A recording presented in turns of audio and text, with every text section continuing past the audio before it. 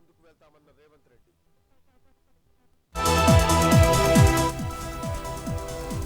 తెలుగు రాష్ట్రాలు కలిసి ప్రపంచంతో పోటీ పడాలి. తెలంగాణ రైజింగ్ నినాదంతో ముందుకు వెళ్తామన్న రేవంత్ రెడ్డి. సమస్యలుంటే చర్చించుకొని పరిష్కరించుకుందామన్న సీఎం.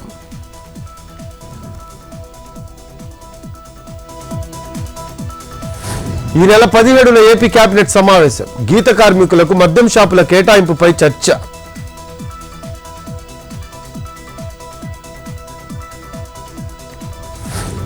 ఇవాళ ఆరామ్ ఘర్ జూ పార్క్ ఫ్లైఓవర్ ప్రారంభం. సీఎం రేవంత్ రెడ్డి చేతుల మీదుగా స్టార్ట్. 736 కోట్ల రూపాయలతో జీహెచ్ఎంసీ నిర్మాణం. పీవీఎన్ఆర్ తర్వాత అతిపెద్ద ఫ్లైఓవర్ ఇదే.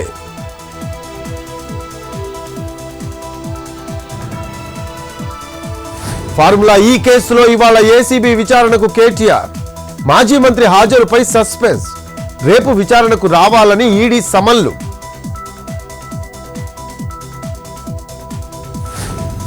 నేడు చర్లపల్లి రైల్వే టెర్మినల్ ప్రారంభం. వర్చువల్ గా స్టార్ట్ చేయనున్న ప్రధాని మోడీ. 430 కోట్ల రూపాయలతో విశాలంగా ఆధునిక మౌలిక సదుపాయాలతో నిర్మాణం.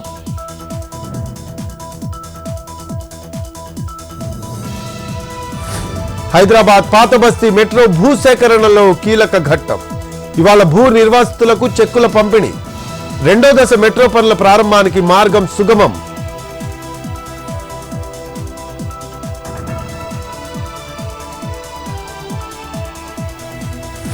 కాంగ్రెస్ ప్రభుత్వం ప్రజలను మరోసారి మోసం చేసింది. స్థానిక ఎన్నికల కోసమే భరోసా నాటకం అన్న బండి సంజయ్. మోసాల్లో హస్తం పార్టీకి గురు కేసీఆర్ అని సటైర్స్.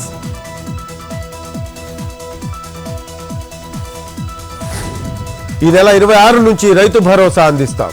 10,000 నుంచి 12,000కు నగదును పెంచామన్న మంత్రి పొన్నం ప్రభాకర్.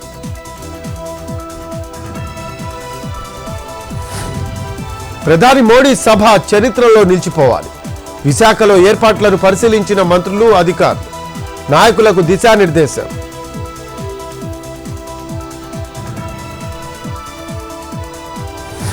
మార్చిలోగా గ్రూప్ 1 నియామకాలు. జాబ్ క్యాలెండర్ ప్రకారమే ఉద్యోగాలు ఇస్తామన్న సీఎం రేవంత్ రెడ్డి. రాష్ట్రం నుంచి అత్యధికంగా సివిల్స్ కు ఎంపిక కావాలన్న ముఖ్యమంత్రి.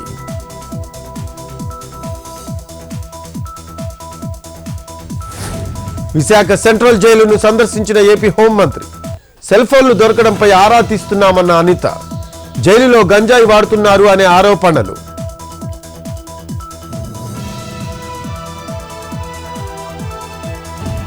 జాతీయ స్థాయి చిత్రలేఖన పోటీల్లో చోడవరం విద్యార్థుల హవా. నెల్లూరులో నిర్వహించిన పోటీల్లో విజయం.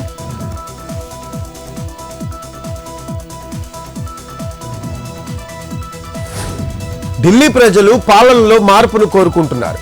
ఆ పాలనలో అభివృద్ధి పట్టాలు తప్పిందన్న మోడీ. ఆపదను ఇక సహించవద్దని పిలుపు.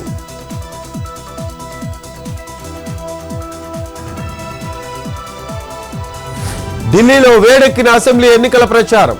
తమ నేతలను జైల్లో పెట్టి హింసించారన్న ఆప్. ఆయన ప్రసంగంలో చాలాసేపు తమను తిట్టేందుకేనన్న కేజ్రీవాల్.